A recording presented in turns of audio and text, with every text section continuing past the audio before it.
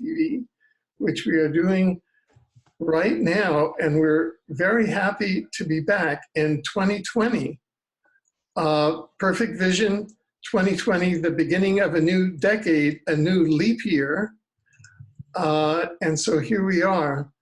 And we'd like to begin with, this is evolutionary news.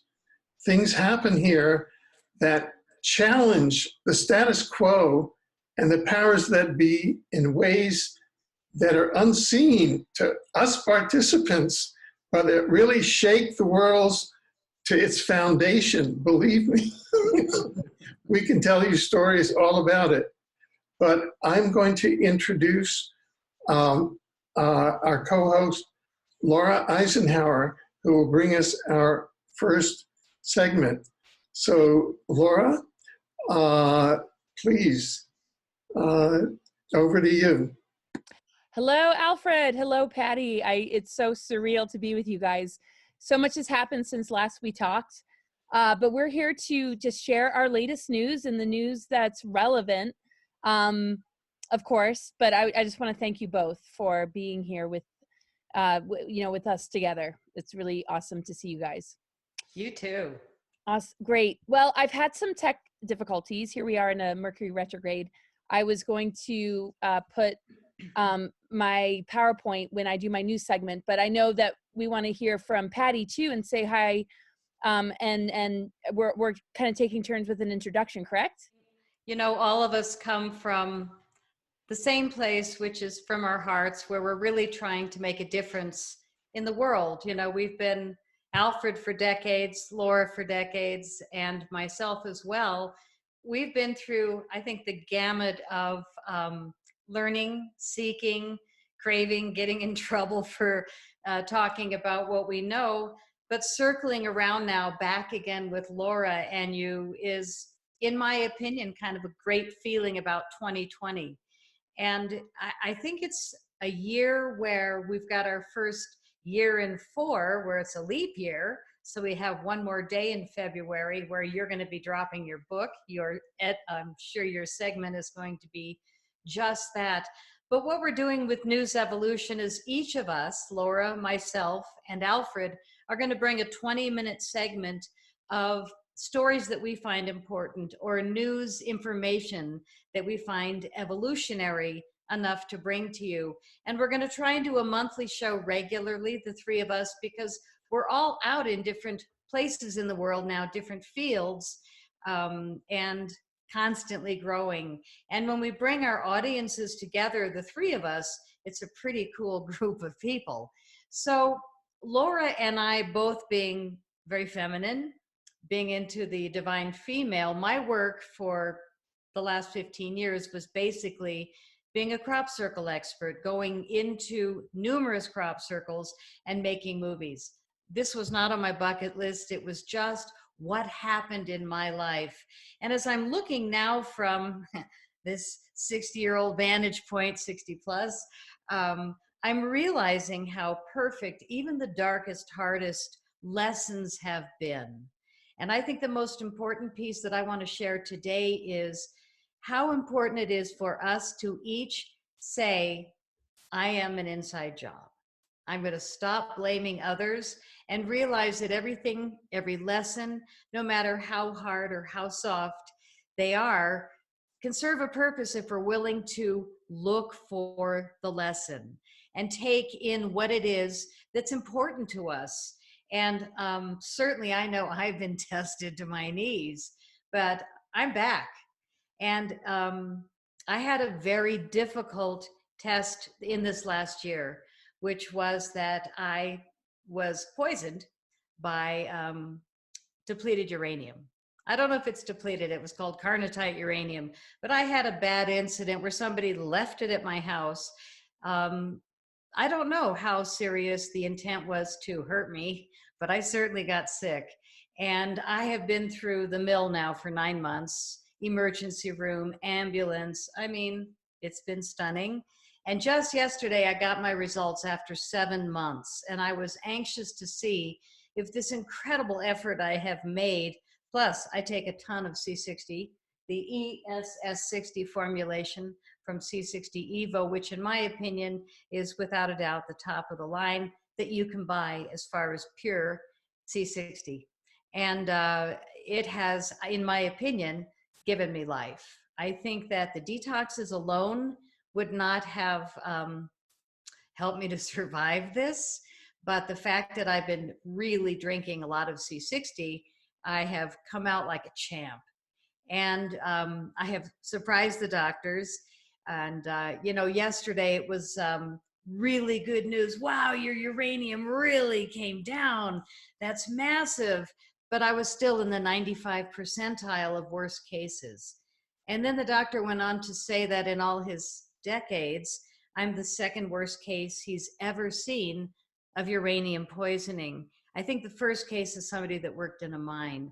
So it was really serious, but I survived and I'm thriving. And not only did I survive and thrive, but I took the lesson and I twisted it like a pretzel.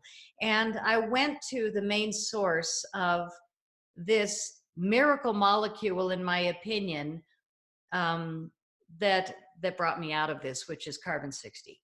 And so I went to the source. There's only one company in the world that's been making it for 29 years in their lab since they were college guys that invented this huge reactor machine. And they're called SES Research. They are the lab behind basically all of the real research and delivery of carbon-60 fullerenes and other carbon molecules for industrial purposes. So they didn't know in the 1991 when they first opened their company that they were going to be selling to people and pets to take to bring their brains back to center or to bring their bodies and their DNA kind of to, if possible, if you can use the word recalibrate their systems with a higher frequency of healing. We are really challenged right now being run by dark pharma, where pills are kind of meant to keep you on the pills and not really to heal you. It's scary to go to a hospital, and it's scary to go to a doctor or a dentist for people like me who are hypersensitive of mercury in my teeth. No, thank you. Mercury in my vaccines or flu shots. Definitely no, thank you. But a lot of people, elders and people less educated in the conspiracy theories, might think, wow, it's still really a good idea. And, you know, millions of people do it. And, you know, so, but again, it's about taking it home. Personal responsibility. You can't expect anybody to heal you. And with the job that I've done, that I learned yesterday, you're still in the 95 percentile of worst uranium case poisonings, was stunning, because I have detoxed so loyally that my friends are like, oh, seriously, you're not, you know, packets of pills. And I'm determined to live. I'm determined to thrive. And to come out of this, I contacted the lab that's been making it, these two amazing guys that are just scientists, businessmen. And I said, there's so many questionable products out there now. And what if I worked with you and we brought a new company? And they jumped on it. They flew me down. I had an NDA in a half hour. I mean, they were on it because they knew that I was taking a lot of C60. They knew that I was healing from strange things that can't really be explained. But they knew that I was doing a lot of testimonials. So I know that they're the ones manufacturing, and they've got a couple of companies already. But I thought, what if I came in and we really focused on what people want? You know, the taste of the oils matter to me. They have to all be organic matters to me. I'm trying it all over my body, my face, with all different kinds of things to see what we could come up with, what can we mix it with so that other people that don't like to take it on a spoon can have an easier delivery system. And when we look at why C60, the carbon molecule, what is so great about it? Well, in 1996, it won the Nobel Prize for Science because it was such an incredible molecule. It was such a powerful antioxidant, more than 172 times the power of vitamin C. So when we're dealing with threats like the coronavirus, or who knows what they're going to all of a sudden come up with and scare the world with next, but what if it comes to America? We want to be prepared. So you can go to the doctor, you can let them stick a needle in your arm, pour in an IV of vitamin C, which we know an IV of high quality vitamin C is healing people from all kinds of maladies. But now you've got something you can take on a spoon that's more than 172 times the power of vitamin C. Plus, being a mega antioxidant, it's so teeny that it can fit into places that vitamin C can't. So what I have seen personally is I had something removed off the side of my leg and it healed so quickly, I couldn't believe it. But after a surgery of inside stitches and outside stitches, I had no pain. Now, I'm still questioning it. And I called the doctor and I said, how is it possible? I'm on day 4. I'm still waiting for the numbing to wear off. And she said, oh, that took an hour. You're one of those people. And I said, no, I mean, seriously, no pain. You cut into me and you took stuff. I saw it leave in a bottle and I had no pain. I have another friend who just had a complete hysterectomy and she's taking a lot of C60 for years also. She had no pain. So the thing I learned about C60, which I think is very important, and nobody's talking about it except us who have a real lab, and we're testing all the oils. And we're testing now the oils from different companies to see, what is causing the slight malaise sometimes on social media where people are saying, I don't feel it. So now that we're testing all these products, we're finding that some of them basically have dust or a hint of C60. And, so the punchline is we tested ours, of course. And no matter how long you stir it and how well you do it, which is done top quality at C60 Evo, which is in the SES research labs, we all work together. We found that olive oil holds more than twice the amount of coconut oil, C60. So when we tested in the HPLC machine, which is where they can, I don't even want to guess what those initials are about because it's a long scientific term, but it can tell how much C60 is in any product that you put in there. So the olive oil holds 0.8 milligrams per milliliter of C60. Avocado oil, 0.6. Coconut oil, no more than 0.35.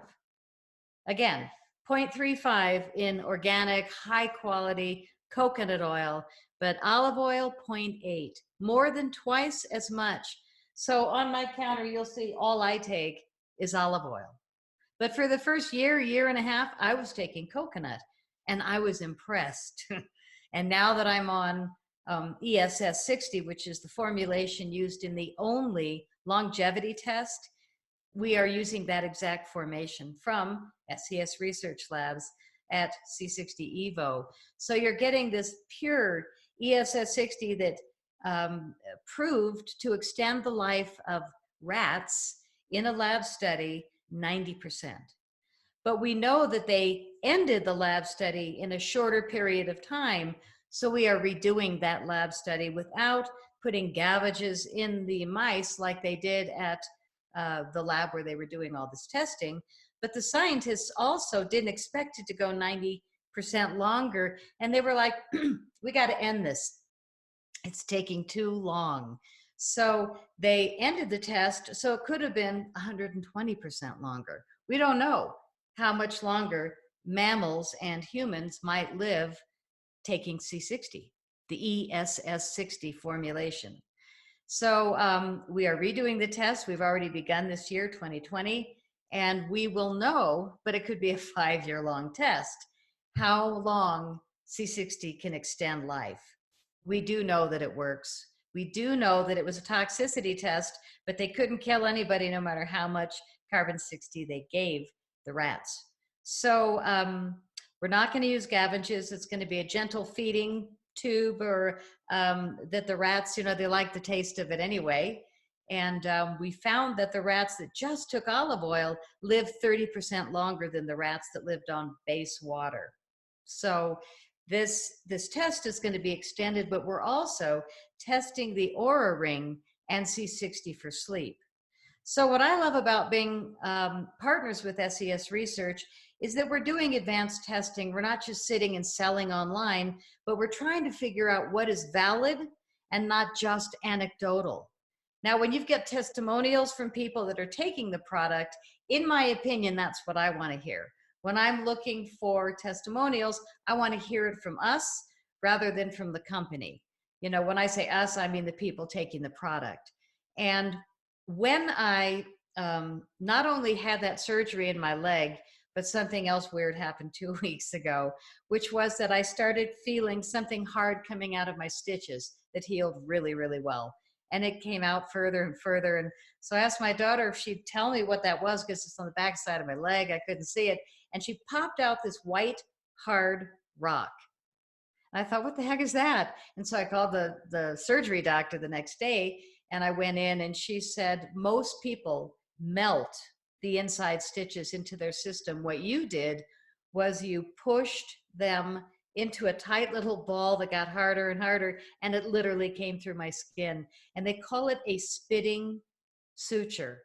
And when I tell you things are spitting out of my body, I don't mean maybe. Being poisoned may have been a gift because I got all these tests done that I may not have otherwise had done. No, it wasn't a gift, because I'm still kind of challenged. I'm going to be detoxing for years, having a little less energy, who knows how long. But basically, if I'm this powered up with the condition I'm in and at my age, I'm just going to keep pounding my C60. The other thing that I have always talked about is crystals around your house. I have an amethyst there, but I've got big amethysts all over my house. And today's the first time I wore my big monster moldavite. And I don't know if you can see this piece, but this is a very big piece of moldavite. And I literally put it on because I wanted to keep up with Laura. I wanted to be able to follow everything that comes out of her mouth, because she goes really fast and I don't want to miss anything. And the thing about moldavite is that it raises your frequency. And again, is this woo-woo talk? I don't know. But I worked in a crystal store. I did a lot of training of crystal healing. And I believe without a doubt that moldavite is one of the highest vibrating minerals on Earth, because it's not of Earth. It's actually from outer space. It's a tektite. So moldavite, when you wear it on your body, you can actually feel the buzz. You feel a little bit more mental clarity. I think it makes you more psychic. And I like to have it around my house also. Moldavite, you can keep it in a pocket when you go to a business meeting. If you really want to maximize the possibility of if you might be able to get something out of it, clap your hands to get the blood to the surface, rub, and then put whatever crystal it is you want to work with or use to your benefit in your hand, and just kind of keep it down in your lap during the meeting. But moldavite, great buzz. Rose quartz, if you're in a relationship issue, a family issue, and you want to really be in your heart zone, in your peaceful space, then you'll want to do it with rose quartz. Clap your hand, get the blood to the surface, put the stone in the center, and just keep it in your lap while you're having a meeting, and see if this might be a tool that you can add to your tool belt, along with being really careful about the foods you eat. We know that even Tom's toothpaste sold to Colgate. I mean, the list of all the organic, used to be great products that have sold out to the majors, really sad. But again, everything's coming to the surface to be healed. This 2020 shift that we are in, I believe, is a real shift. And the fact that we've been taught through our news media to fight with each other, to disagree, to hate this president, to love this president, to talk, you know, I mean, we don't really know what's going on. But in my heart, I believe that Guantanamo, the Gitmo, is absolutely packed. I think that they are bumper to bumper people locked up right now. And I think we're really cleaning up a lot. I don't have evidence. And the hardest thing about news now is, unless you've got an actual video and you were there and you can talk about it, you better keep your mouth closed. So I'm just saying, I'm hopeful that we are really in a beautiful shift now where all that was dark is coming to the surface to be healed. And we do, even though we're fighting with Big Pharma and the vaccine things, on the other hand, stop fighting, take personal responsibility, and start taking the products that perhaps are making a difference in the world. I'm not trying to sell this. I'm just saying C60 Evo works.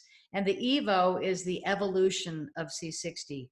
There are all kinds of companies selling all different ranges of purity, but the only company that guarantees that you are taking something that's safe for human consumption are the companies coming straight out of SES, which is C60 Evo.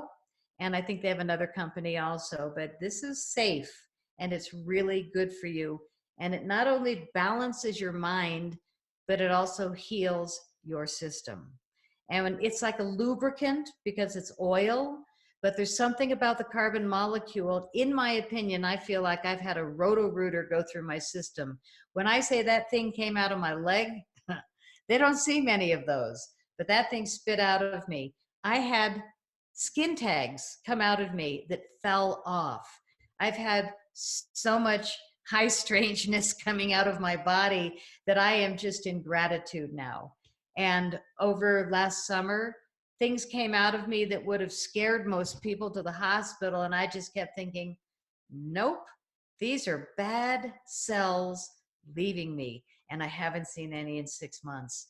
So listen to your body, listen to your intuition, count your blessings, be really grateful. And I can't recommend enough. Oh gosh, here's one with a new bottle, the C60 Evo.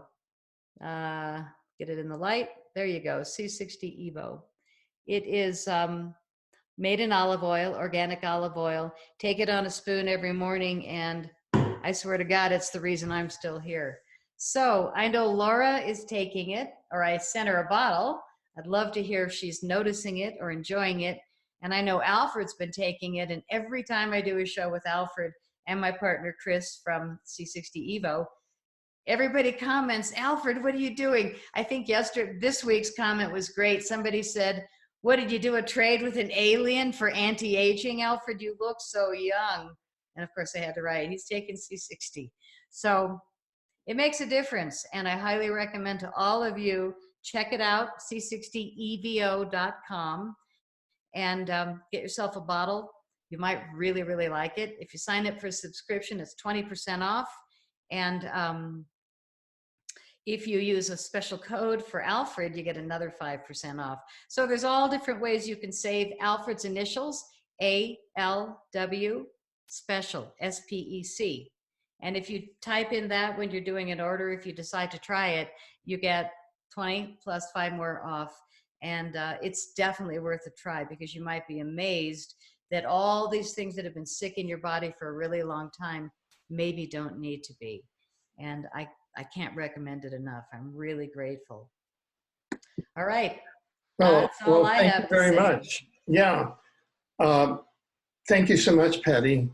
And I just like to chime in there to say that we're very grateful to C60 EVO to become a sponsor of Exopolitics TV, and it keeps us on the air, and it keeps all of our, programs going out there. And today, as of yesterday, I started with feeding my little my little papillon. He weighs 7 pounds and he's 13 years old. Do you know that his hair is like really, and he is romping around now. It's instant. Yeah, It's amazing. good stuff. It's the fullerene molecule. So yeah, just ALWSPEC, and it's, you know, it goes like a miracle. Well, listen, talking about miracles, we've had a technological breakthrough, and our co-host, Laura Eisenhower, will be next with a very special PowerPoint that we have queued up. Laura, are you waiting in the wings? Yes, and thank you, Patty. I did receive the product. I have not been taking it long enough to be able to speak on it, but I have in the past. And with life changing and things happening and things running out, I wasn't able to resupply. But when I did take it a long time ago, I definitely, I felt results. And thank you so much for sending me a new bottle. We look forward to taking it again. And it's incredible to hear what it's done for you, because I know you've been through so much. Oh. And gosh, I haven't talked to you for so long too. I know, I miss you. But I want to tell you that we were doing coconut oil, which is less than half as good as what I just sent you. So trust me, you and Kevin, give it a go every morning for a few days, and I can't wait to hear from you. Nice. Well, I will definitely give you feedback. Yeah, so go for it, Alfred. I was just going to kind of get people up to speed. I don't want to, you know, spend too much time on either, like, any slide, because I'm going to be doing a podcast webinar thing very soon, and a lot of it's going to be about this kind of thing. So I'm going to just give highlights about what's going on, and you'll get the bigger version. If you guys want to sign up February 29th, you can find it on cosmicgaia.org, which is my website. But, you know, in these news shows, it's really important to get a full picture. And so this is something you can get used to as far as what I want to, you know, bring to the table. The only reason I wanted to say that about the 29th is because it's coming up, and you know, I'm just kind of highlighting bigger picture stuff here. I want to bring attention to what's currently going on astrologically. I know a lot of people know about the Saturn-Pluto conjunction that took place in January. There were a lot of mass meditations going on during that time. And now we have just moved into the sun sign Pisces, and we're in a Mercury retrograde in Pisces.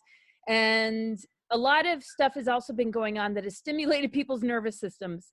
And this week is actually going to mellow it out a little bit. So if everybody's been feeling a little bit amped, maybe unable to sleep, a lot of nervous system issues, you know, that connects to the planet Uranus. And the thing with the planet Uranus is it helps us to awaken. It helps us to connect to our authenticity, which is a really high vibration all on its own. But if we're holding on to old attachments and unconscious ancestral patterns, or any kind of early conditioning from this lifetime or previous lifetimes, or any traumas, it's a very, very difficult energy to all of a sudden snap into. And that's why, you know, the awakening process isn't an overnight thing, if you know what I mean. So anyway, go to the next slide. I'm not able to share it for some reason on my end, but I'm just, yeah, touching upon the month of February. It's not going to be as intense as January. We're already in it, right? So where are we? Oh my gosh. I mean, seriously, we're already at the end of February. So this is kind of in reflection. I'm sure everybody's been feeling, you know, it in different ways. And as an astrologer, you know, everybody's chart is different. So as much as that might sound like a generalization, the energies are definitely mellowing out. So this global shift that is underway is a slow transformation process. It is not something that can happen overnight. There are many trigger events in our personal lives and in the world that will bring up a lot of different reactions for people. This month should provide the opportunity to see more of the larger picture, gain more clarity, and decide what we want to focus on. So yeah, that's just, you know, where we are. Neptune is also in the sign of Pisces. So when we're dealing with a sun sign in Pisces, and we're also dealing with a Mercury retrograde in Pisces, and the fact that an outer planet, which is Neptune, is in the sign of Pisces, everybody's dreamscape is going to be incredibly amplified. So this is something that everybody can pause at a later time and read, but, you know, just coming from my own words, the the multidimensional spiritual opening is huge. Our connection with our creative imagination. So if we have traumas and we feel haunted by the past, it's very easy for our creative channels to produce energetics or experiences that will replay some of those things.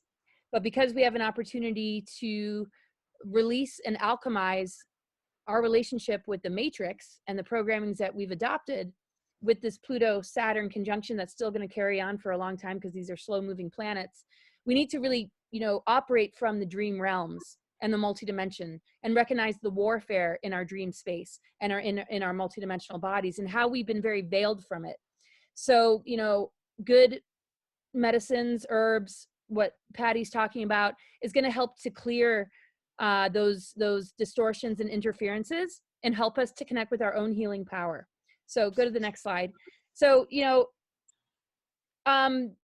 working the dream energy. So I pretty much explained it. It's really about visualizing the timeline we want to be on and also trusting the fact that we're on a positive trajectory. When we see things in the news, it's not just the news. We're also dealing with mind viruses and things that can get into our creative channels and infect us, where we're actually enabling something we don't want to see. But it doesn't mean that, we should assume that when something comes along in the news that we shouldn't be careful and prepared and, get our lives in order to be able to handle, something, like that. I'm sure everybody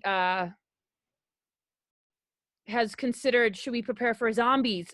With zombies coming, with so many movies and propaganda about zombies. But I guess that's up to each individual, how they want to prepare or not be prepared. And so I'm making a joke out of it because, does it really feel like that's on our timeline? No, but we're dealing with a coronavirus. We've dealt with SARS, we've dealt with Ebola, nothing really came of it. And, many different people have different theories about it being a bioweapon attack. Robert David Steele has mentioned, radiation poisoning and that it's connected with that. But, we also want to just see where our dream realms are taking us, because we can solve a lot in the multidimensional fields. It's what we choose to attach ourselves to that really becomes a manifestation. And so I'm not saying that if we have negative thoughts, we're immediately going to manifest this coming to our door and knocking on our door if we consistently are afraid of it. But we need to leverage fear. And that's what these times are about. Fear can help us be cautious, but it can also keep us in a feedback loop like an infection. So we see how trends and things on the internet spread real quick. Well, so can viruses. So viruses are not just a physical thing, obviously, or else our computers wouldn't call them viruses as well. And we're dealing with social engineering, mind control, and all sorts of things like that. And so we just have to look at the bigger picture all the time and really work on ourselves and what is important for us to embody, because we're going through DNA upgrades. We're going through tremendous amount of changes. And the physics that happen when we step into multidimensional realms is going to be different than the physical reality and the laws that we've been taught. Because the matrix laws are not necessarily, really connected at all to cosmic and natural law. So when we align with cosmic and natural law, what we're capable of doing on a physical level is much greater. But right now we could use the support and help from different herbs, different supplements, different tools and modalities. So anyway, next slide. So yeah, Mercury retrograde. This was supposed to be shorter notes and I didn't get this to Alfred in time. But if anybody wants to pause the screen at a later time and read what I've written, this is an excerpt from my newsletter. So this is the kind of thing you'd be getting if you subscribe to my newsletters. And this is recent.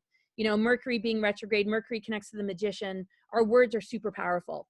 So if we look at mind control and social engineering and what it has done to our minds, our throat chakra has been expressing a lot of these viruses and programs in the way that we talk to one another, in the way that we share information and also process information.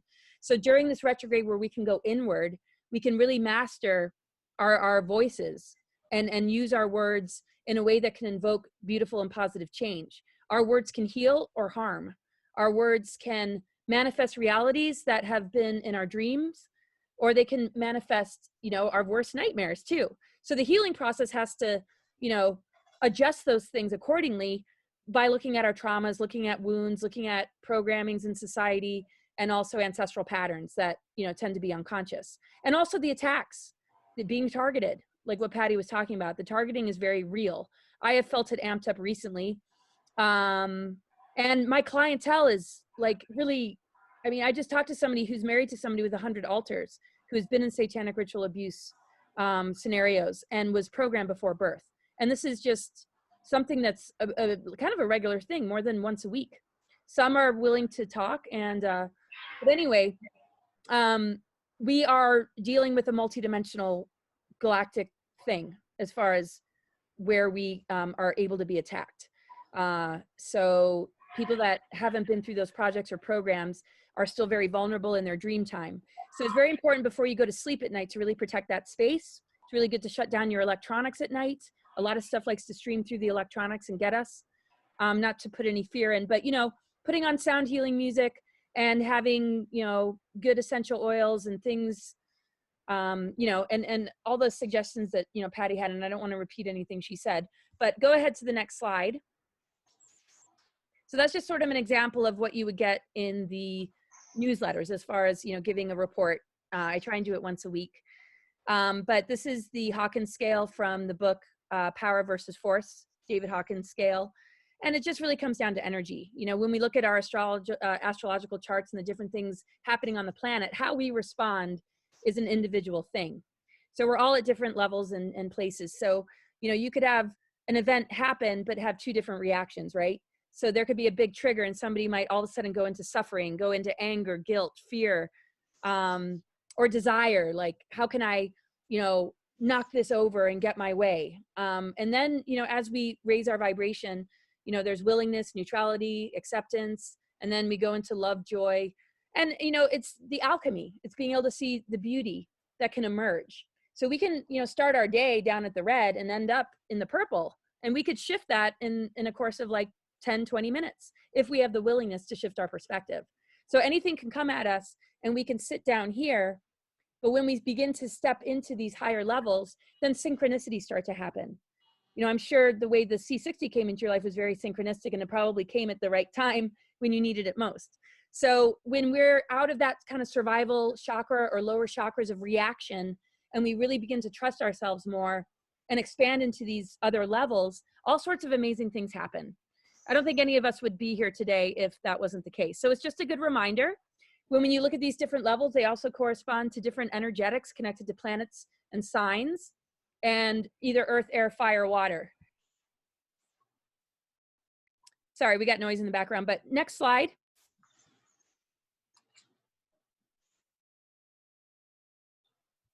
This is from an inside operative. I think some people might have heard of him, Og Tellis. He talks about MK Ultra, Project Monarch, which is ritual trauma-based mind control, and abuse that is extended to the children of certain bloodline families and ultimately the future celebrities as children. And there's Project Mockingbird, which is a long-term manipulation of the public mind through media via celebrities, news, movies, music, and general entertainment. Through this, the population can be swayed to accept certain ideals like spiritually degrading and hypersexualizing children, which we're seeing a lot more, as we're also seeing a lot more of this stuff come to the surface. Child trafficking, human trafficking. None of this is a secret anymore. You have to really be trying to avoid it, to not recognize that a lot of this is coming. This is because the plan is to create a new world order system where pedophilia is accepted along with sacrifice and ritual abuse. So there's definitely like this pressure cooker happening. Some people are ready and willing to expose all of this. Some people have been for a long time. And then there's the media and the manipulation that we still have to contend with that will either try and normalize this or try and ridicule the concepts of this. And that's why it's important to be brave enough to hear some of these stories. It's not everybody's going to be ready. You know, we have to be patient. You know, it's very destabilizing to accept the fact that this kind of stuff exists. And I didn't have a chance to really prepare my background or anything, because I literally just got off the phone with this person that is a child, was born into this kind of thing. And so Og Tellis, inside operative, he has spent a lot of time in bases. You can find him on Facebook, and he has an incredible website. So next slide. So, and what is the whole point? Well, it's really to keep the junk DNA alive.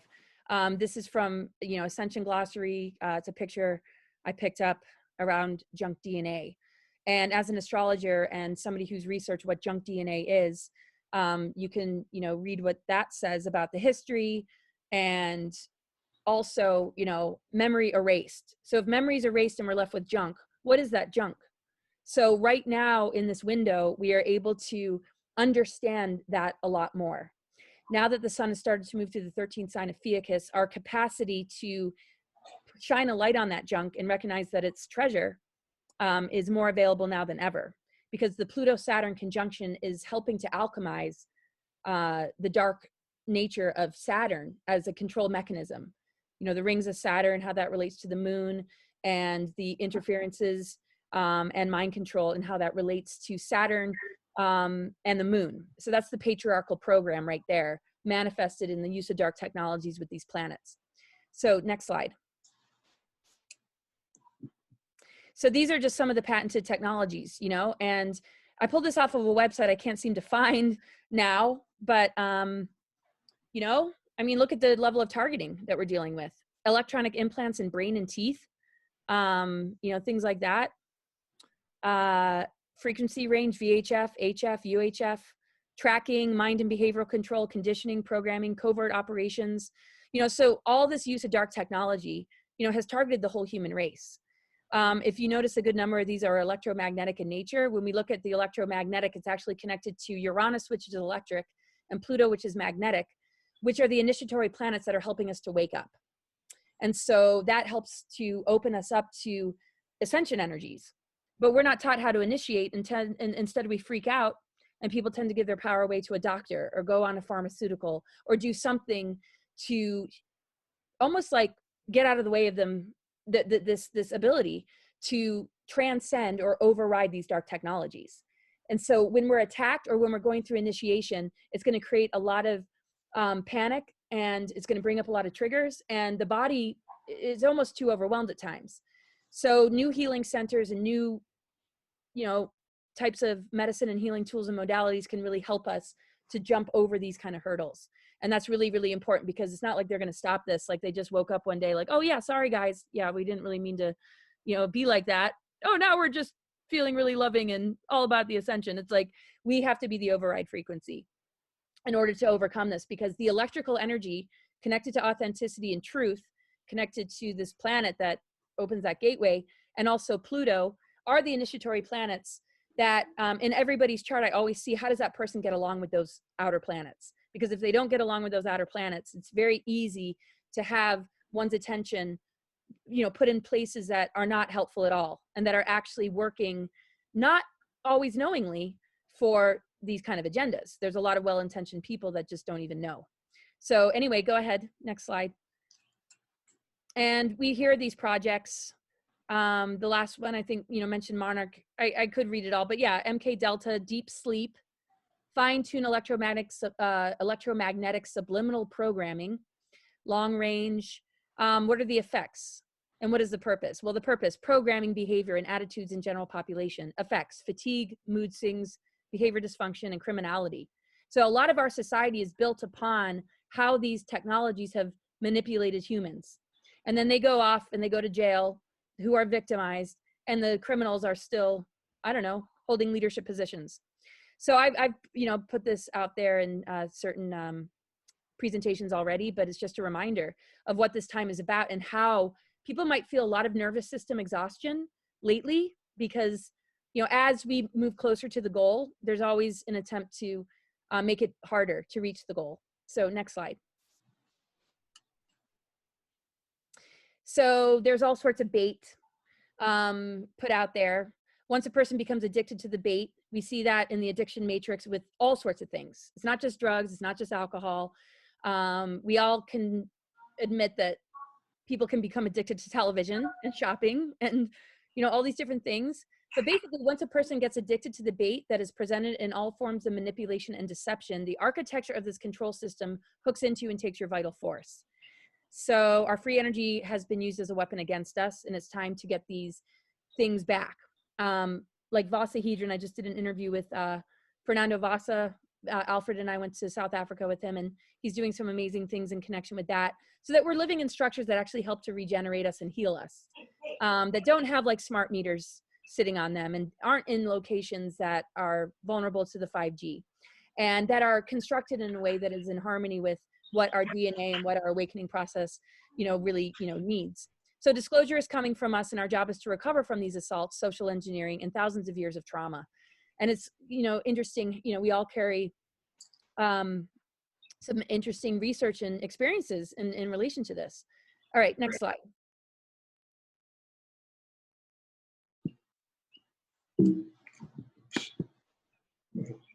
So Saturn now having a conjunction with Pluto, we're going from the dominator controller matrix and dark agendas to, basically recognizing, well, is Saturn really bad? No.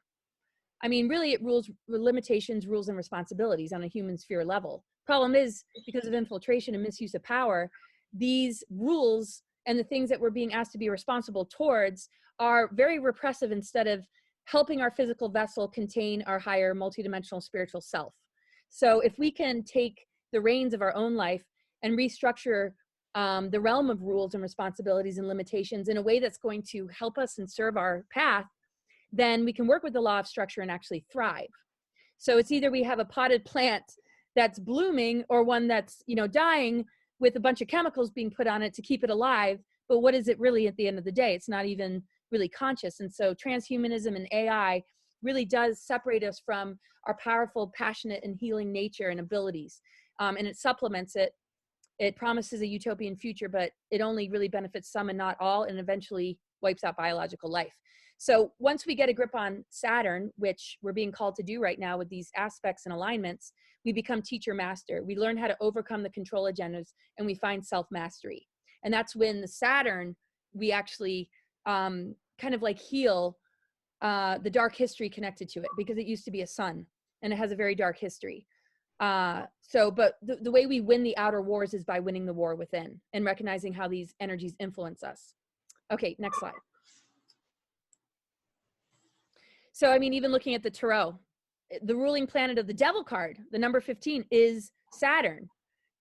The next card's the Tower, though. The Tower is like Uranus. It's out with the old, in with the new. It knocks down old structures to rebuild them.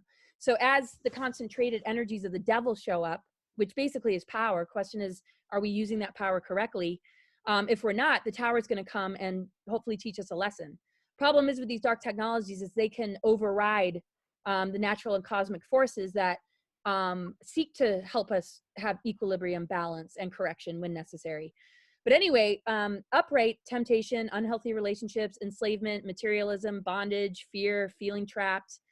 And again, materialism, that's people's call, however they want to relate to that. I don't see that in and of itself as evil, but sometimes it can replace a person's connection to soul if it's out of control. I mean, we're all just trying to find balance. So it's not like, I'm into being a moral, like telling people how to live their life, I guess. But reversed, it's the only tarot card that actually works really well in reversal. It's freedom from restraints, breaking from addictions, even divorce, cutting ourselves off of the matrix, recentering ourselves and connecting with higher principles, and then inviting it into our physical life to make changes to our physical world and our health. So we have to learn to get a grip on Saturn. And so religions express this in a different way. They use names and, but a lot of it's for control.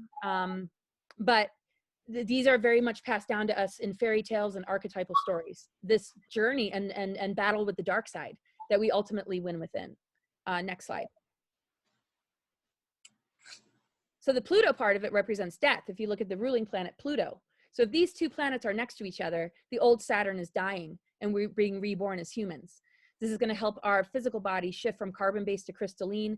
It's an alchemical process. It can't happen overnight. But yeah, when we're stuck kind of in the birth canal, it can make us unaware, depressed.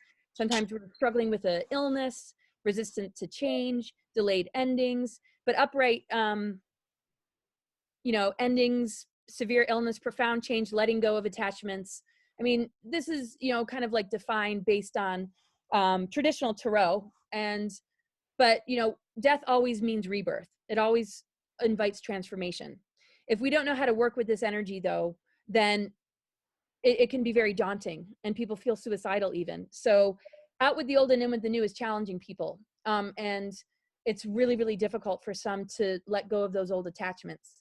And so when energies like Uranus want to come in and shake us free and we're not ready, the body is going to react. So we have to be really, really gentle with the body. There's all sorts of ascension symptoms. So sometimes we have to be pushed to the edge until we have that transformation. So if, okay, endings and severe illness is under the traditional rulership, boy, are we going to die is the question. Wait a second. What if we let go of attachments? What if we actually transform and allow ourselves this profound change? So ascension symptoms are going to be ramping up. The best thing we can do is, what are we attaching ourselves to? So I tend to relate to the death card with a lot of more powerful affirmations, alchemy, transformation. So this is what we're going through. And this is also why this has been a prophesized time for the end of the world. But it's the end of the matrix program control system. Lots of artificial timelines present itself through the media to hook us in about these possible doomsday scenarios. And this is a very important time right now to gain some level of seniority in our multidimensional dream space and be consistent with how we bring it into the physical, because this is where we are able to create more change than we ever have, really, in thousands of years. Next slide. So if we're programmed, we draw in AI signals. If we are focused on our spiritual path and being sovereign, we draw in organic ascension energies to upgrade. Every moment we have a choice. Every moment we're dealing with this. So adversity and challenge is our friend. It can help us to awaken, or it can make us victims and make us feel defeated. So if we can stay strong within ourselves, we will stay connected to these initiatory forces and powers, and we will emerge better than ever. But we got to be gentle with each other and ourselves. All right, next slide. So the original human DNA pattern is arranged into 12 dimensionalized mathematical programs, each of which set the blueprint for one DNA strand. Each strand is composed of 12 base magnetic female, 12 base electrical male. So we're talking about electromagnetic, the planet Pluto, which is magnetic, and Uranus, which is electrical. These are the great initiatory planets that are helping us to awaken our dormant DNA and resolve the junk DNA. So these transits right now that are happening are allowing this to happen. So our consciousness tends to connect with it first, and then we have to commit to it enough to bring it into the physical, to begin to change the physical. All right, next slide. So I talked about the Pluto-Saturn conjunction. Jupiter's in Capricorn too. That's going to illuminate a lot of stuff. And the South Node has been in Capricorn. The South Node relates to the past. And when we're dealing with it on a large level, like we are with the South Node being in Capricorn, we're all being reminded of the dark cycles of history. And the things that want to keep us stuck in old paradigm energies are making themselves known. We're moving towards the North Node. We're integrating the North Node. It's in the sign of Cancer. We're learning to embrace the nurturing energies of the mother. We're healing this distortion of the Saturn moon matrix in this eclipse gateway that we just experienced in December, January, but eclipse energies last for about 6 months. So we're very much still in it right now, where we can go into the dreamscape, we can go into the multidimensional, we can go into our own unconscious and see where those wounds of the masculine and feminine have harmed us and kept us shut down. And so that relates to ancestral patternings and programs. And it's not a gender thing. It doesn't have to do with sexual orientation. It doesn't have to do, it has to do with circulation, right and left brain, the way the energy moves through the earth grids. And so there's movements that like to take advantage of the big leaps that we're here to take and make it really confusing. And so when we see a lot of the stuff connected to gender confusion, everybody has the right to embody what they feel their truth is. The question is it appropriate to be introducing this to young children that really don't necessarily process this? I mean, I was playing football when I was a little kid. I was a tomboy, and I'd be really pissed if my mom wanted to give me surgery and turn me into a boy, But some people are going to maybe have that experience. But when we see these news headlines and we see these children having to confront this sort of thing, it's kind of like there's always a hijack to every positive movement that can take place. There's something that wants to hijack it. So we think that it's progressive. We think that it's the new earth energy, when actually it's the artificial mimicry of it. And so again, there's nothing wrong with a person's sexual orientation, or if they don't feel comfortable in their own body. Some people legitimately experience this authentically, and it's not fair to them. Just like it's not fair to throw everybody under the bus and say they're in a cult just because they've been at an event with somebody. You know, that's really actually a disservice to the people that are trying to call out really dangerous cults. But these things need to be called out, and we all have the right to share what's necessary, and the people listening have every right to make what they will of it. And that's what's important about being free thinkers and being sovereign.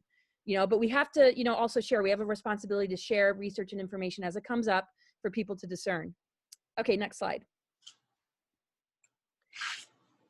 So, you know, this is just kind of like the week. Sun enters Pisces. We're going to feel a lot more powerful spiritual energies that are very, very benevolent. Mars trining Uranus, even though there's a square with Chiron. Chiron has to do with pain, ego, identity issues in this placement. The sun is also making a harmonious aspect to Uranus. We just had a new moon recently where all these were squared with the sun.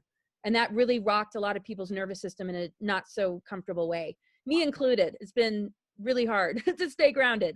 But we have a new moon coming up. And remember, you know, it's a seed planting time. That's on Sunday. So it's very important that we just connect with our intentions and what we'd like to see manifest, and get real excited that everything's possible. When the multidimensional energies like connected to Pisces and Neptune open up, the sky's the limit. We're able to tap into what others might seem or think is impossible. It connects us to the mystical dimensions.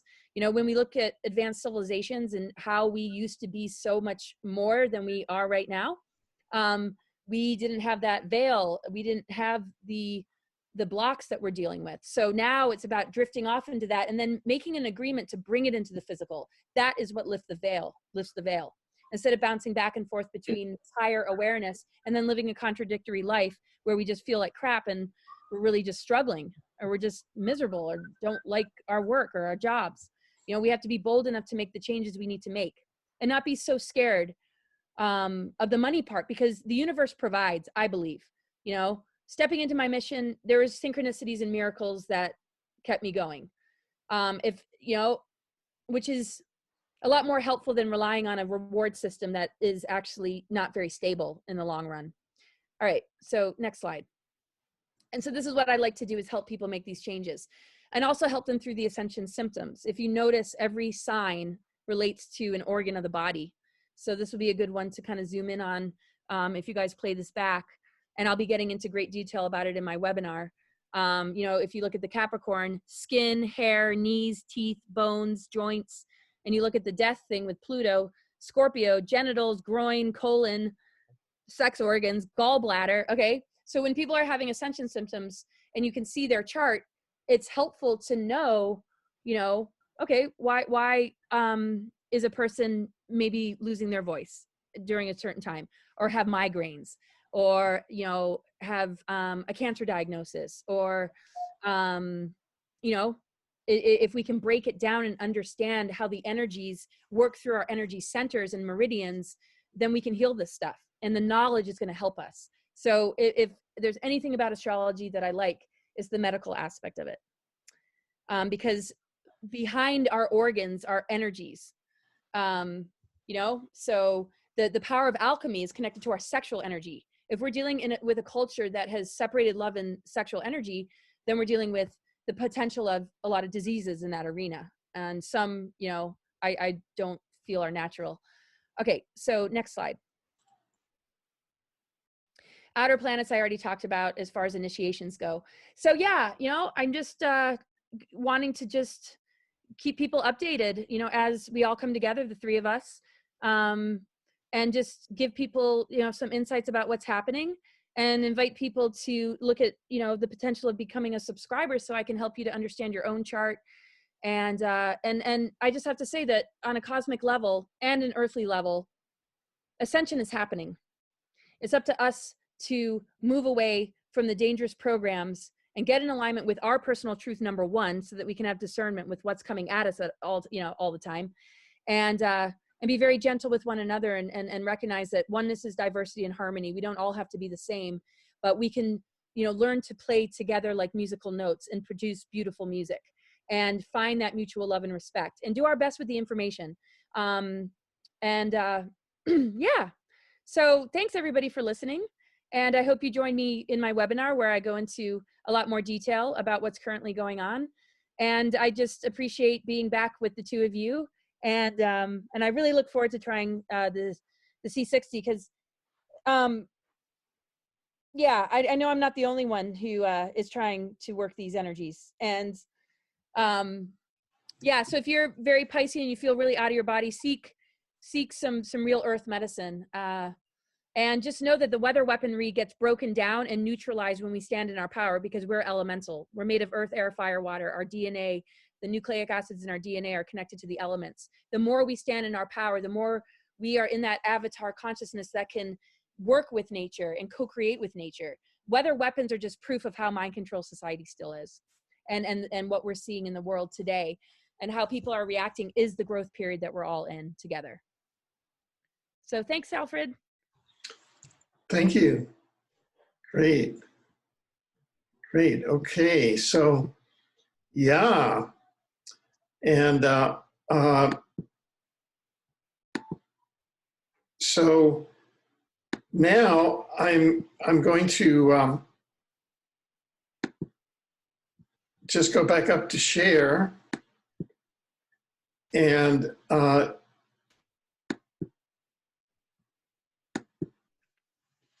oops, I went back, sorry. Yeah, it was interesting. I felt like Laura and I were telling the same story in a slightly different language. Her lingo was astrology. My lingo is living in nature girl. But I felt like we were almost saying the same things, which we were. It's an inside job and you got to find your tools. Yeah, it's all connected. You know, breaking it down and understanding the science and biology behind it can help skeptics. But most of us that live in authenticity and truth are flowing with this, and they don't need to necessarily know all this. I like to break it down though, because of, you know, there are a lot of people that aren't getting the help they need in the medical world. There's also a lot of people that brush this stuff off as pseudoscience, and I like to be kind of the bridge between the two as best as I can. But yeah, your story is amazing, and you look radiant, and you know, you've recovered from a lot. And Alfred, you just don't age, so I don't know. Yeah. Yeah, I think a lot of that had to do with my voyages on the ships, you know, also, where a lot of DNA transactions may have taken place, but I'm not sure. This kind of unfolds. Well, let me see if I can technologically get us to this next. Oh yeah, so here we are. So this is a trip that I'd like that has evolved out of two different directions that I'd like to share with you, and it's a solar system upgrade. And it's, hey guys, we're in a solar system and let's upgrade the solar system as a whole. And it came from the insight from two different directions. One from a book called Aeon by Mark Kimmel that I came across that showed that our solar system has really been impacted. It's almost like the targeted system of the galaxy and of the universe, because our contiguous civilizations, the Pleiadians, the Alpha Centaurians, etc., who are members of the regional galactic governance councils, have not been targeted. And our solar system is like the basket case that everyone else is trying to save and help support ascend from the depths to which we've fallen. And we'll get into that. We're like the Great Catastrophe. And that's what Aeon gets into. It gives us a picture of the Great Catastrophe that I'd never had before in such a crystallized form. And the second part of this was the having spent a lot of the last 20 years thinking about Mars, I suddenly began to think a bit more about Venus and the Venusians, and the Venusians who are managed to be above the fray in a certain sense and into a love vibe, and who are the ones who are trying to bring the planet bring the solar system and our planet into a higher vibe. And so it's taking, think globally, act locally, think universally, but act locally being the solar system. So this is, let's take the resources that we have here in the solar system, let's cordon it off, and really transform from a solar system point of view. So the first is, and this is sort of to reframe and kind of grok what happened here in our solar system, which was a great catastrophe. And this is a different point of view. I know that Laura just went from an astrological point of view of the inner solar system and the outer solar system. This is more of the physical end of it. But take a look at the inner planets here of Mercury, Venus, Earth, Mars, and then what you see there is beige. That is the asteroid belt. That was Tiamat Marduk. That was a planet. And what you had here, we had a thriving interplanetary civilization, a thriving interplanetary civilization. And then we had a solar system nuclear war. And this is the picture of what came out of that solar system nuclear war. This is almost like a target. Look what happened. Marduk, look at that. It's the asteroid belt, right? And all of these used to be verdant planets. What Aeon says is this, and it's very interesting, that Earth was the jewel of the universe. We were created at the 12th dimension. And what occurred is that in our golden era at the 12th dimension, the civilizations, as they're wont to do, began experimenting with portals and getting into portals, and the experiments gradually drew in negative energy through the portals or through the interactions, and that would result in like a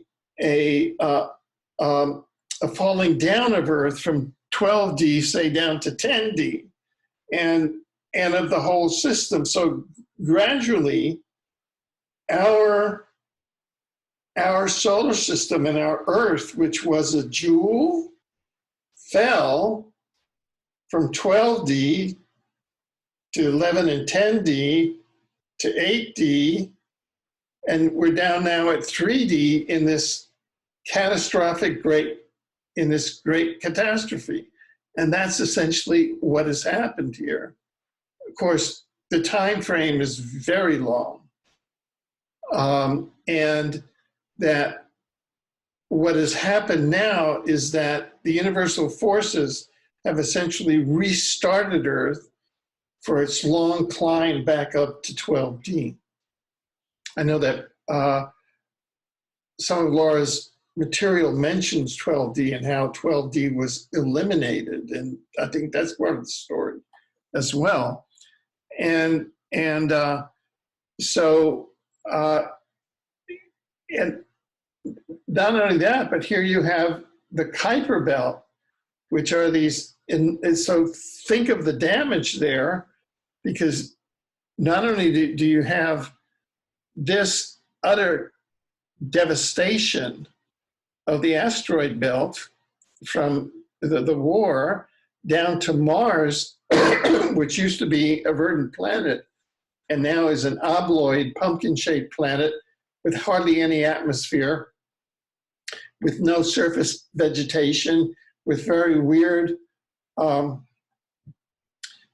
reptilian, hybrid, monstrous, animal life forms, allegedly with the secret space program. We've heard tales that it's exactly what Laura was talking about, that it's a base for the slave trade, for the pedophile sacrifice trade, everything that's taking place under the secret treaties with the reptilians, and that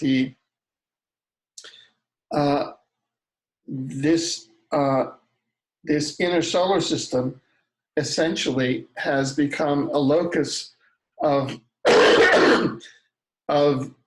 industrial sites that are filled with slave labor. And some of the statistics are that there are up to 60 million or so humans that have been taken off of Earth, either kidnapped or under false pretenses. And that is managed by the matrix powers from Earth. So it's a living hell. It's the Great Catastrophe. Earth and this solar system is the living catastrophe. It's not like this in the rest of the universe. This is a horror show here. And we just need to go here to other views of it. Here we have the inner solar system again: Mercury, Venus, Earth, Mars, and here's the main asteroid belt, and here we have the Trojan asteroid belt. Jupiter, and it. This is all the result of the Great Catastrophe, which was this 12th dimension civilization that began its experimentation and opening portals and the infestation into the portals of the dark energy. And even here on Earth, that dark energy, what has happened is that dark energy is responsible for the fall of Earth and of the planets down to the third density, and which has infiltrated all of the beings here. And here, if you say go to Earth or to the slave colonies on Mars, or it's those beings who are into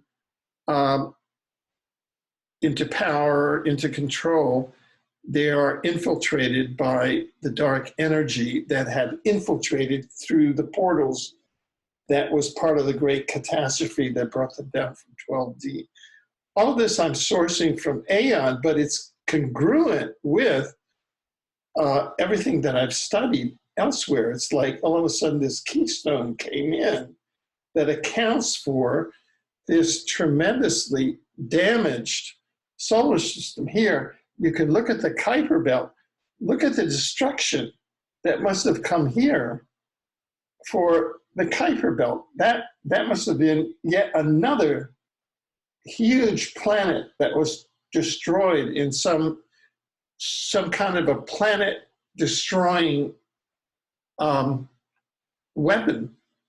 And, all of this is being proven scientifically, because now they found nuclear isotopes on Mars that are the nuclear isotopes that are the type that you get with hydrogen bombs. So this is the scenario that we have. We are in We are in the great catastrophe of the universe. We are in the center of the void.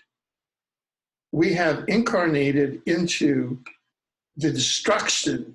This is the destructive part of the universe here. Earth was the jewel up at the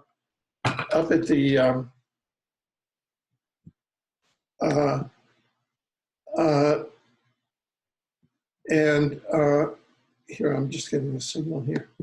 And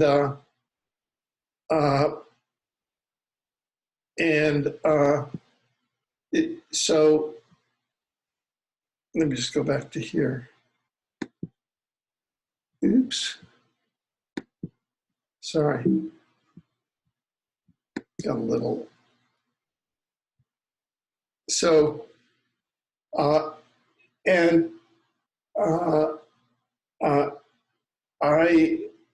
this really,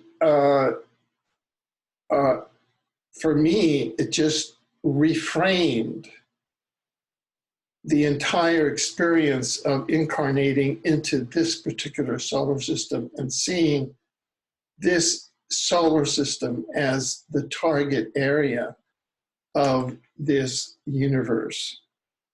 And so the question is how to take this information and make a positive future out of it.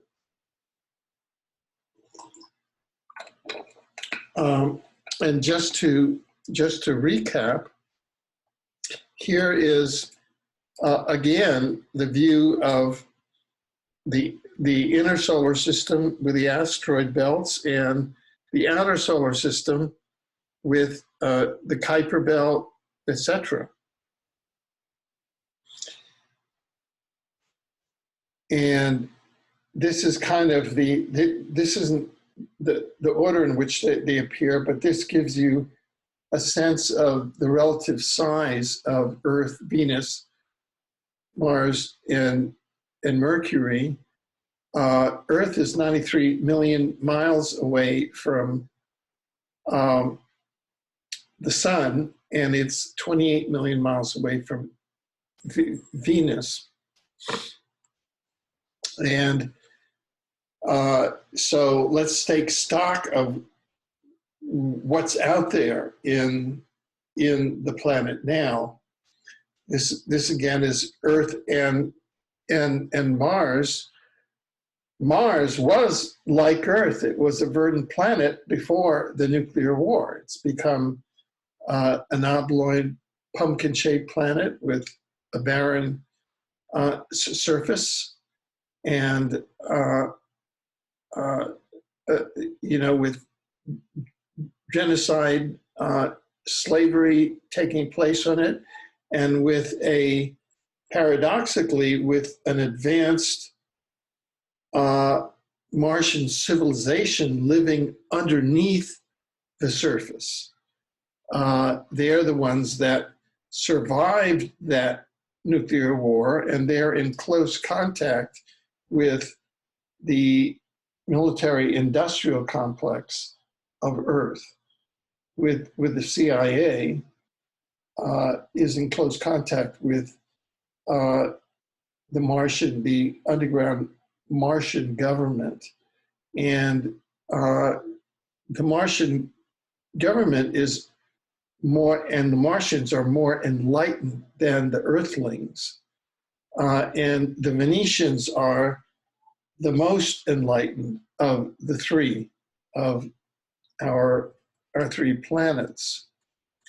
So let's just take a quick look at what the sort of current conditions on Mars are. This is from a NASA rover photo, PIA 10-14, on the Columbia Plateau of the Gustav crater on Mars.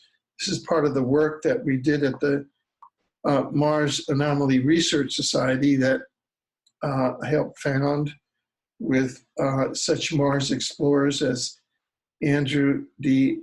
Mashago and a whole number of other Mars explorers. And supporters. And here you see that in that photo, here we have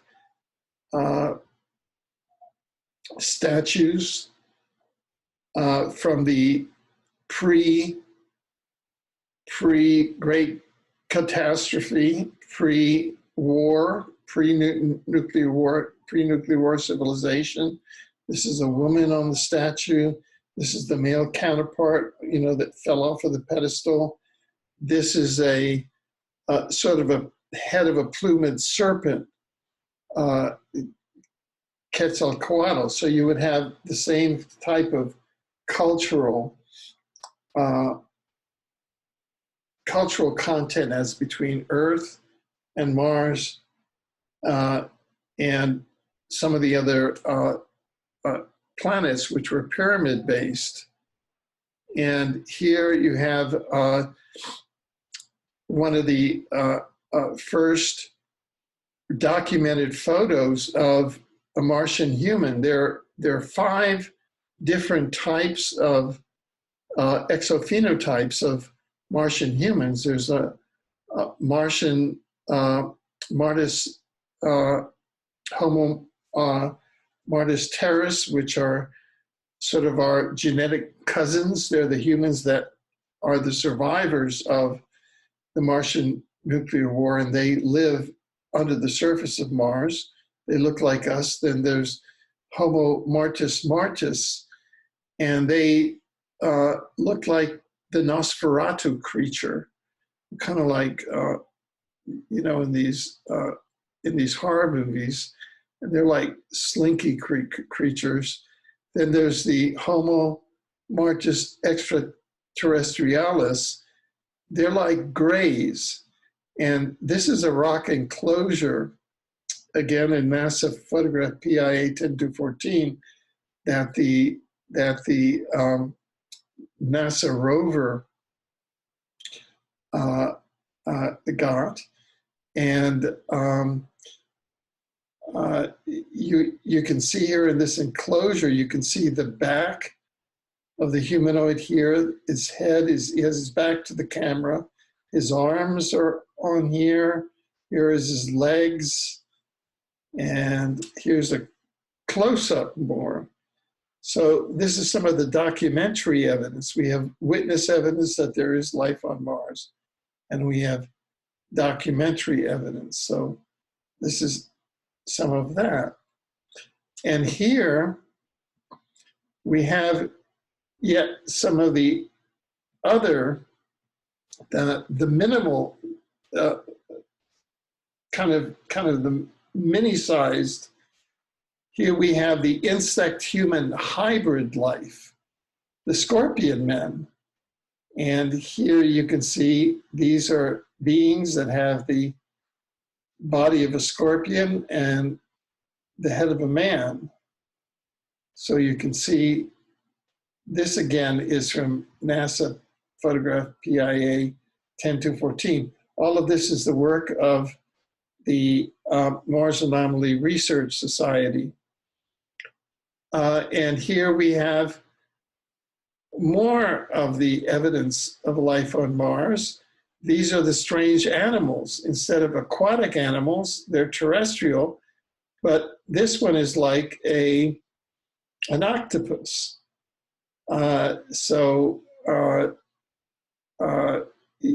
It has legs like an octopus, and it has a head that's a bit either a dog or a lion type of head. These are animals that obviously we don't have on the Earth. And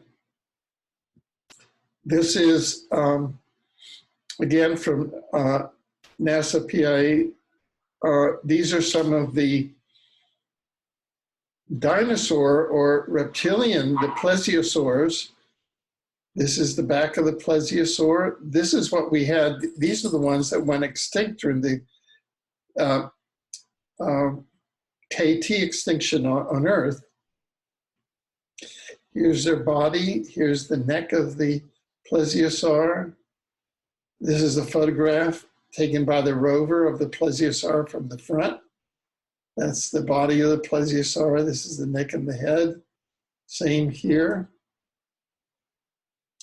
And here is where we get the connection of the Martians with the Egyptians.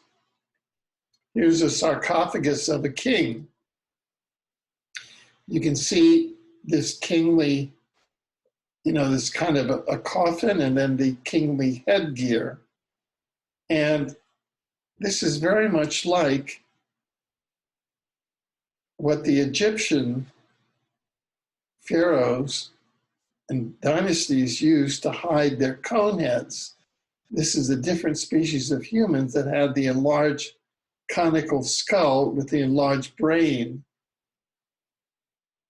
And so you had this common rulership on Mars in the interplanetary society of the big brain humans. Some researchers hold that the cone heads are the ones that really rule on Earth. And if so, they're still ruling on Mars. And they're the ones that pull the strings behind the Rothschilds and the Rockefellers, and those types. And so the issue is, this is Venus. This is what Venus would have looked like before the nuclear war. And this is what the third dimension Venus looks like now. There's kind of a runaway effect where it's very high temperatures.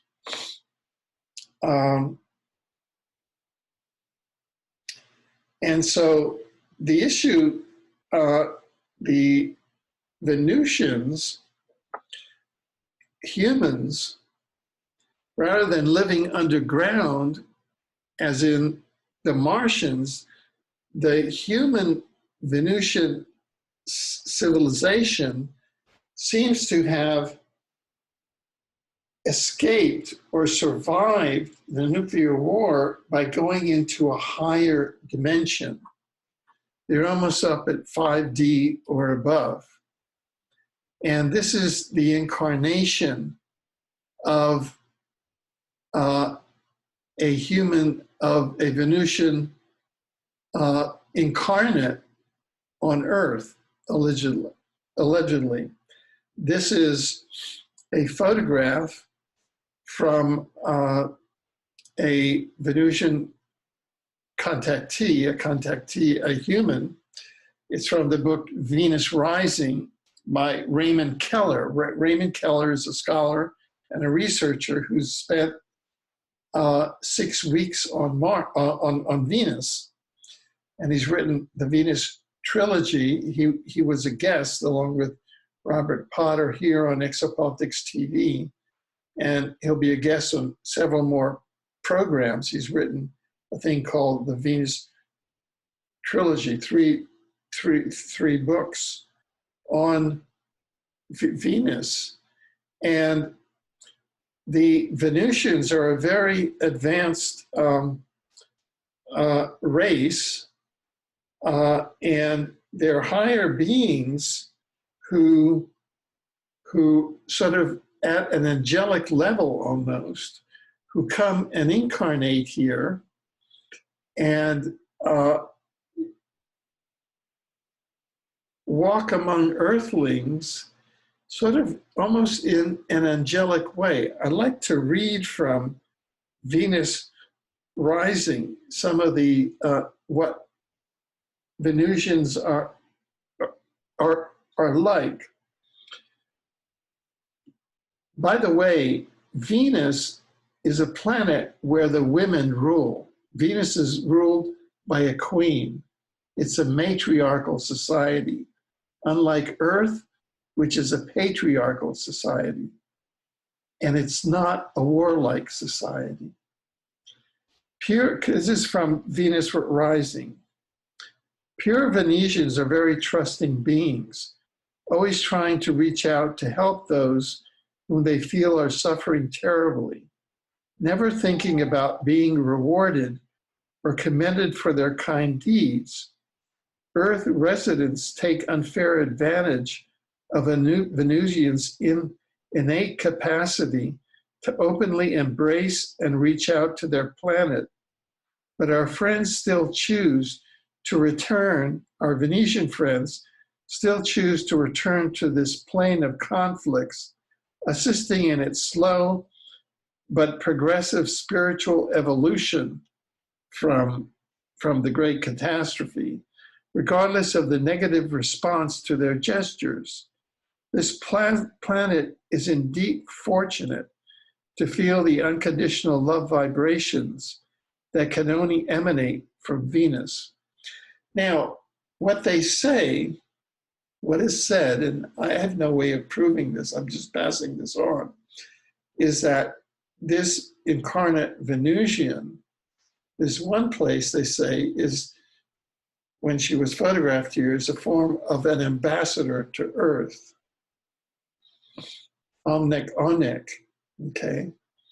And then there were others, researchers, that claimed that she was in fact the queen of Venus, because in Venus, queens reign only for a certain amount of time.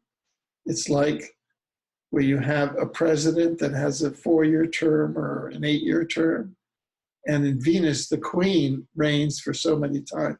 And she was the queen of Venus, who then came and took on an earthly body to be here.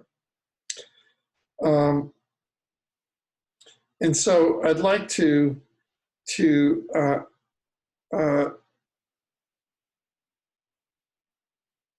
let me see where it is. I'd like to just continue some of the reading so that people get a context of what the relationship between Venus and Earth is, because I think it's very significant. The planet Earth is considered the most problematic world in our stars sector. Contactees have been permitted to view the rise and fall of many civilizations on Earth before our own, taking note that these had destroyed themselves in senseless warfare.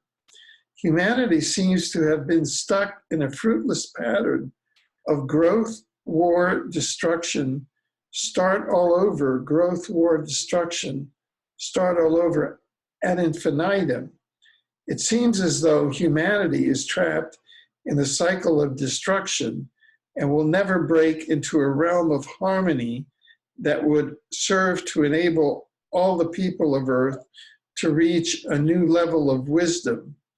For this reason, the hierarchy of light will continue to send us sundry celestial avatars and messengers until such time as humanity is deemed ready to join the cosmic brotherhood that anxiously awaits us.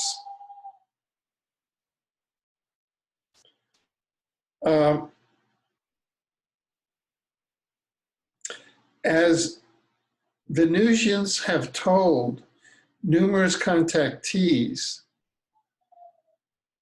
and this would be the message of the Queen of Venus, for example, the people of all lands must arrive at the conclusion that they are finished with their respective countries' military-industrial complexes.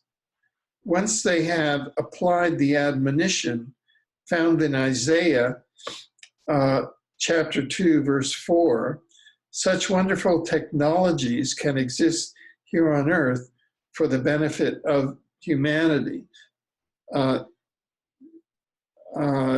These are the advanced technologies that the Venusians have. They will beat their swords into plowshares and their spears into pruning hooks. Nations will not take up sword against nation, nor will they train for war anymore. As Tesla knew only too well, we will never be on the road to utopia so long as military governments and secret operations remain holding sway over our planet. And it turns out that, for example, Nikola Tesla was a Venusian and who was brought to Earth as an infant. And that's the kind of seeding that they do here.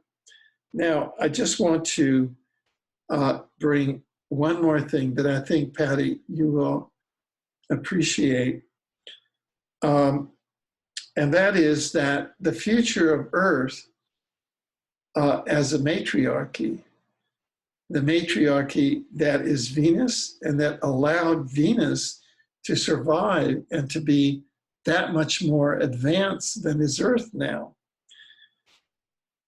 The female mind has demonstrated for all the mental acquirements and achievements of men, and as generations ensued, that capacity will be expanded. The average woman will be as educated as the average man, then better educated, for the dormant faculties of her brain will be stimulated to an activity that will be all the more intense and powerful because of centuries of repose. Women will ignore precedent and startle civilization with their progress. The acquisition of new fields of endeavor by women, their gradual usurpation of leadership, will dull and finally dissipate feminine sensibilities, will choke the maternal instinct so that marriage and motherhood may become abhorrent, and human civilization draw closer and closer to the perfect civilization of the bee. I thought that was very something. But i.e., that we're about to undergo a tremendous turnover of civilization here on Earth, and that for things to change here on Earth, women, it has to become a matriarchy, and women have to come into power.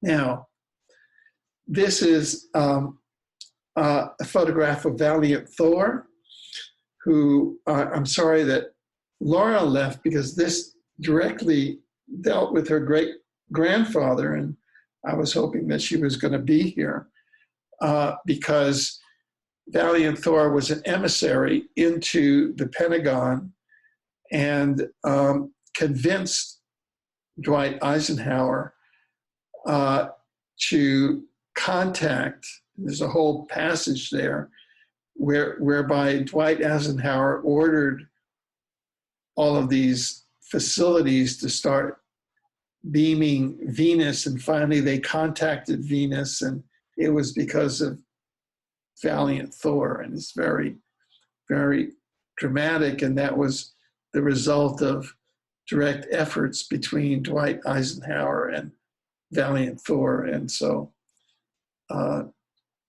that's what occurred.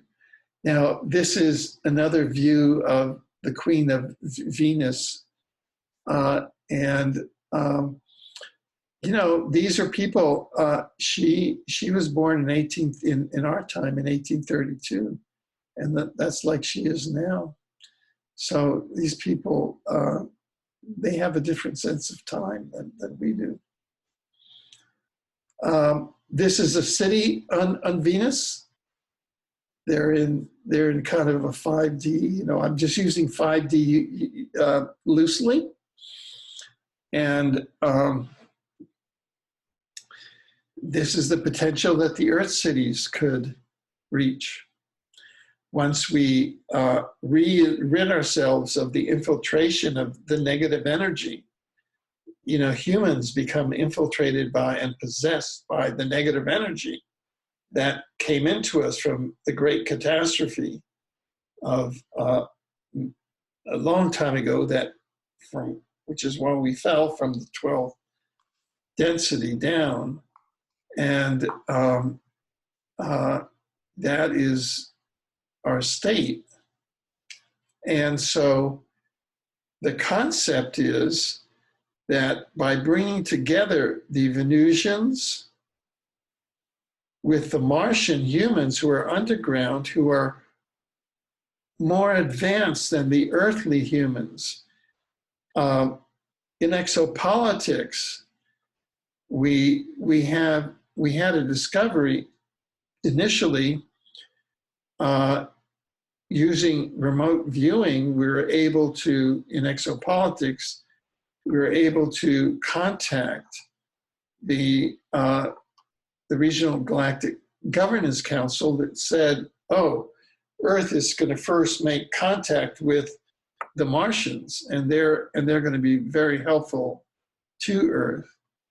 And one always has to make a distinction between those Earth humans that are infected with the negative energy, that are kind of the pedocriminals and the slave drivers and the controllers, to the more enlightened people. Oh,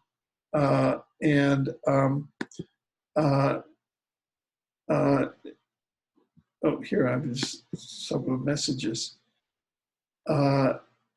So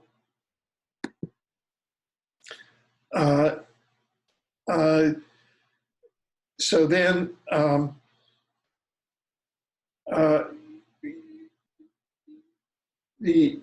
by taking the government and the people of Mars, or these undergrounds, with awakened, enlightened humans, with the Venetians, it's possible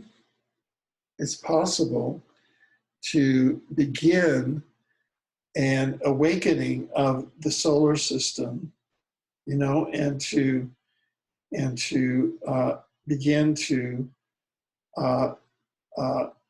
take violence and war out of the solar system, negative extraterrestrials, take the slave, make, all of this negative industrial slave trade, pedocriminal trade out of the solar system, and to, cordon off our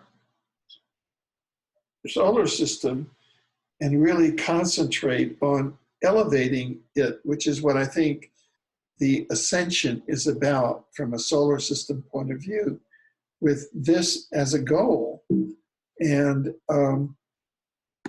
moving on here, structurally, it can be done by abrogating the secret, from an Earth point of view, abrogating the secret treaties that the US and other countries entered into with the Draco reptilians, who were behind this nuclear warfare, and the Orion Greys and the Anunnaki reptilians.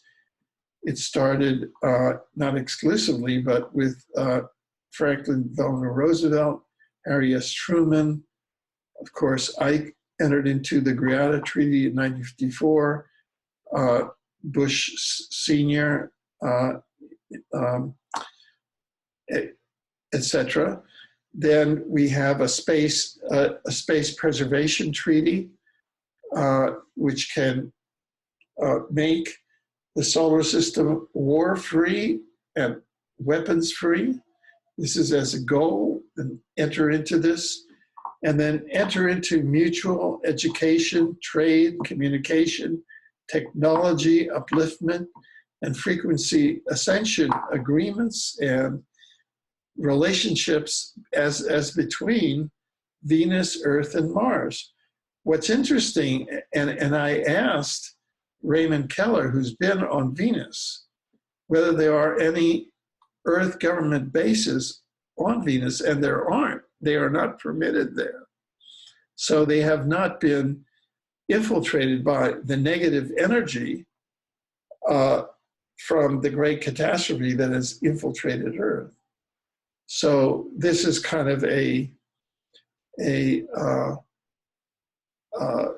sort of a strategy that we can make our way through that.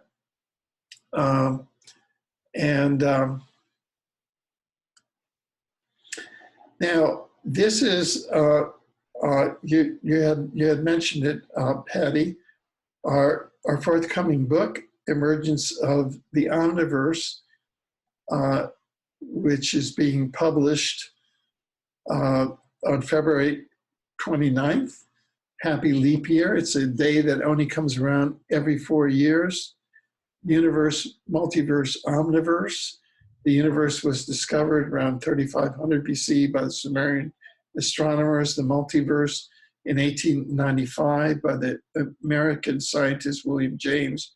And there were 3 different scientists who came along and really formalized the omniverse, one of which was my 2014 book on the omniverse. And this book really takes the emergence of the omniverse, because it integrates from a scientific point of view the dimensional ecology that includes the afterlife. And this book shows how Earth has been a prison planet, and this fits into what we were just talking about, the solar system, and are being imprisoned here. And it shows the technology and how we can break loose from an artificial reincarnation prison system, and how this can be done. And so the emergence of the omniverse is really a liberation from our prison in the full sense of the omniverse, because we continue living in these bodies are, this is like the avatar, you know, this is the avatar that I use, but we continue with other avatars, and we can start moving out into the omniverse, which includes the afterlife. And each of us has a holographic fragment of source in us, which is our soul. And the principle of holography is that the entirety, in other words, the entirety of source, is that God as a whole exists in each portion of, in each fragment of the hologram. So God exists in each of us. So when you say, namaste, I salute the God in you, that's a scientific fact, because each of us has the whole of God inside of us. And that's an awareness and a realization that the negative energy does not want the humans that are trapped on Earth, that have not been infiltrated by this, to act upon. But we're now bursting out of this. And emergence of the omniverse is a portal that is now appearing for us to go through. And it establishes through science how exactly this can be done, and is coming out in Spanish. Spanish is the most second widely read language after Chinese on the planet.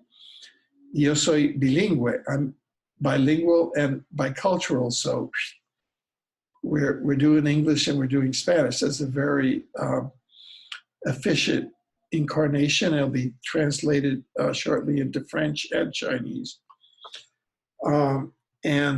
So that's kind of the solar system upgrade: Venus, Mars, Earth, and a positive future.